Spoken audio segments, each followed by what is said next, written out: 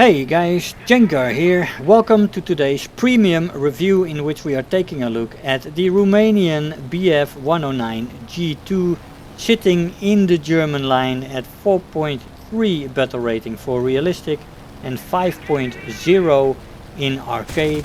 Quite a difference between those two modes. Maybe they think the plane is quite good with the gun pods in arcade. Doesn't take away too much of the performance there, I'd say. I would not recommend taking it though, even in arcade, although you can do without much effect in the negative to the flight performance compared to RB. If you take the gun pods in RB, this thing becomes much more of a brick, and I would definitely not recommend taking the gun pods in realistic battle in this plane. That's not a good idea. Quite a good performer though. Let's take a look at her. The maximum speed in this plane at sea level without whip is 512 kilometers an hour and 533 with whip. At 4500 meters she'll go up to 476 kilometers an hour without whip and 495 with whip. And finally at 6500 meters she can go up to 554 kilometers an hour without whip and 464 with whip. Here we go for another target here. Our third kill, a P-47. So we're going from a Spitfire to a P-51 to a P-47. Lining up quite nicely as we took the plane down after the Spitfire. Let's see if somebody else wants to come in and have a scuffle.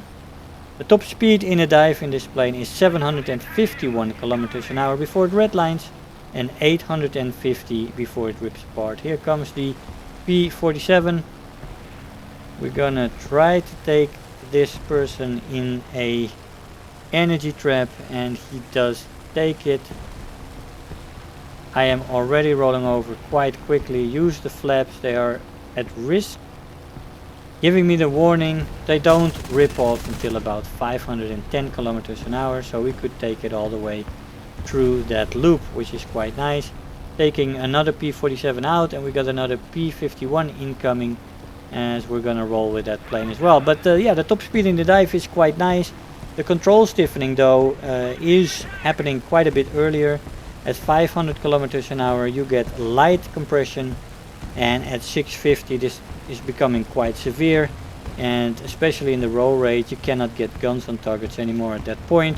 And at 700 kilometers an hour the elevator also starts to be impeded, and you definitely have to be careful when you get close to the ground around those speeds, and you definitely want to pull out.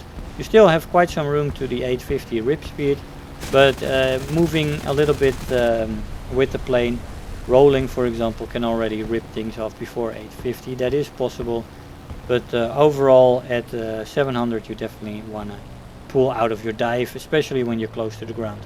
The stall speed in this plane is 165, which is decent, but there is planes that do better, but not bad at all. The firepower in this plane is good. It has one 20mm MG 151 with 200 rounds. I used air targets for the cannons, and that is supported by two 7.92mm MG 17 machine guns with 500 rounds per gun. I used stealth for those so that I could see where the 20mm landed. If you fly a little bit more 109 in a row, you can definitely use stealth on the cannon as well when you get a blind feel for the guns, let's say. But I flew a lot of things in the meantime, so I wanted to have the air targets on. The air targets and the stealth belt are interchangeable for me when it comes to damage, and if you choose for stealth, it's always nice for the surprise factor, let's say. You can take 4 times 50 kilo bombs in this plane if you want, or 1 time a 250 kilo bomb. You can also take the gun pods, which I mentioned earlier, so you have 3 options there if you feel like taking a little bit extra. That makes the plane a little bit more versatile. I would say take it clean, take it just with the central guns, no gun pods, no bombs, and this plane is a fantastic energy fighter, absolutely great. So good firepower with a great ammo load. The acceleration in the plane in a straight line is good, as we completed our ace in this match with 3 ground targets as well, giving us a first place there as we go to the AB match. Acceleration in a straight line is good, in a dive very good. The energy retention in the horizontal is great, and in the vertical very good. That is combined with an excellent climb rate, making this plane an absolute beast of an energy fighter. Fantastic plane to take up and get other planes in energy traps, and yeah, fantastic in the vertical. You can also boom and zoom in the plane, although the control stiffening is a little bit of a factor in there, but it does great at boom and zooming as well. And if you get a feel for the one cannon, then that can do miracles as well. So it does have the finishing power, but yeah, many other planes have more guns than this plane, more 20 millimeters, and are thus more devastating in the final approach and in the pass you make while you're boom and zooming. But you can definitely do boom and zooming in this plane, although it is essentially in the core of its essence an energy fight.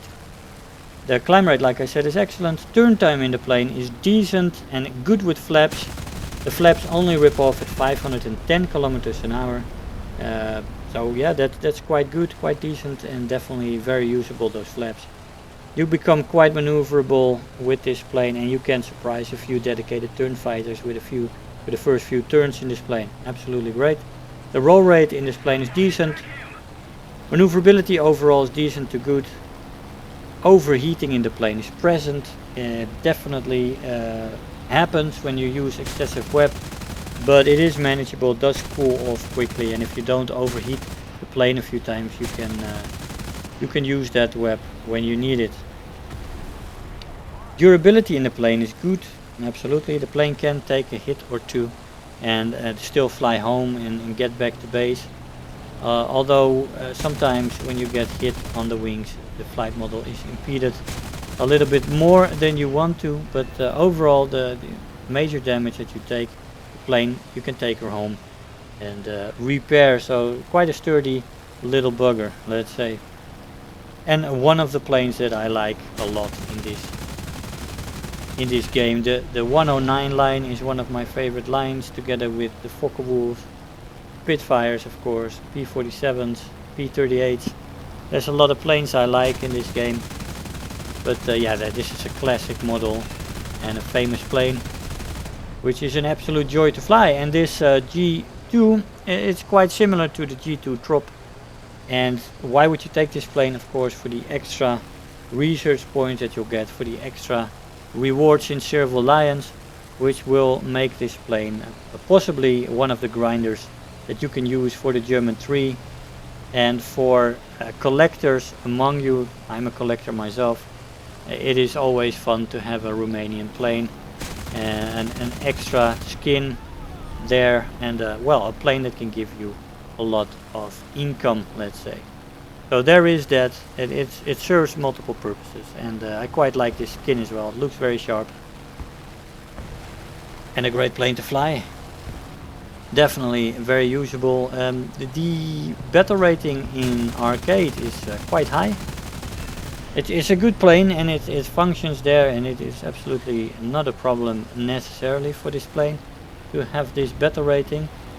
But still, you can face, if you take a line of 5.0s, you can face 6.0 planes in an up tier, which is quite steep. Yeah, the 109s are definitely solid and can perform at that level, but yeah. At 4.3 in realistic battle, this plane sits at a good spot. Although, like I said, here we get hit by the AA, by the way. Maybe the clouds changed, or I got...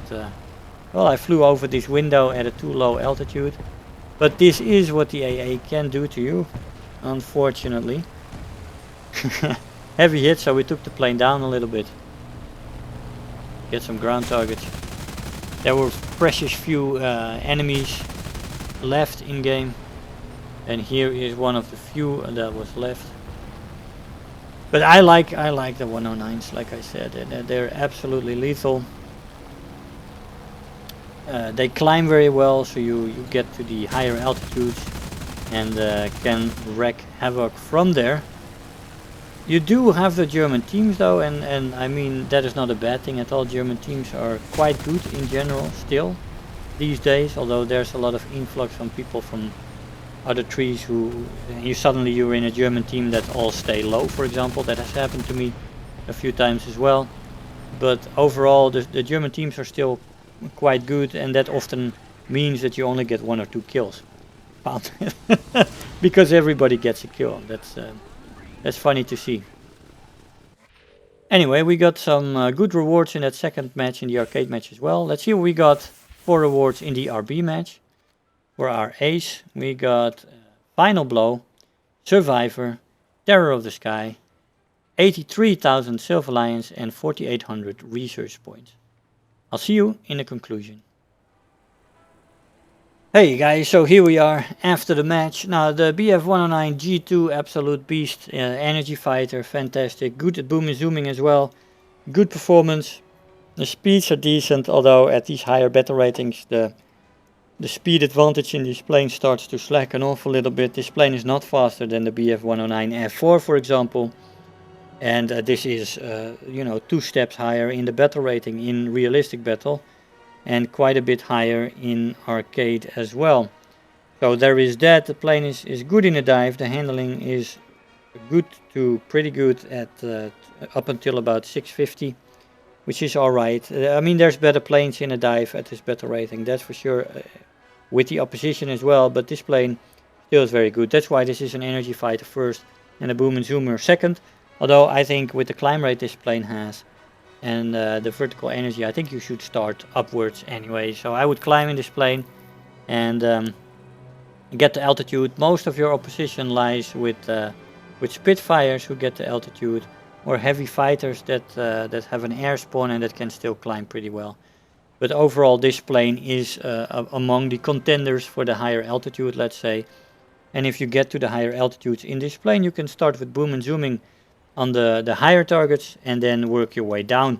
And that is the tactic that I use in mostly all the BF-109s, and it has always worked very well. So I do use it in a boom and zoom capacity first, and I start to energy fight as I get lower and meet more opponents there. And the plane has performed admirably there, and yeah.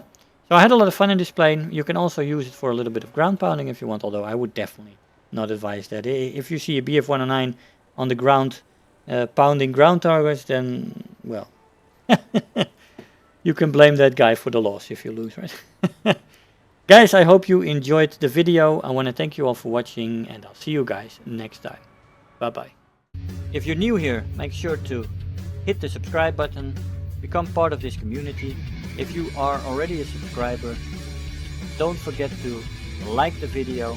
Do leave me a comment, and if you really feel like helping out today, make sure to share the video with your friends and let them know about the channel.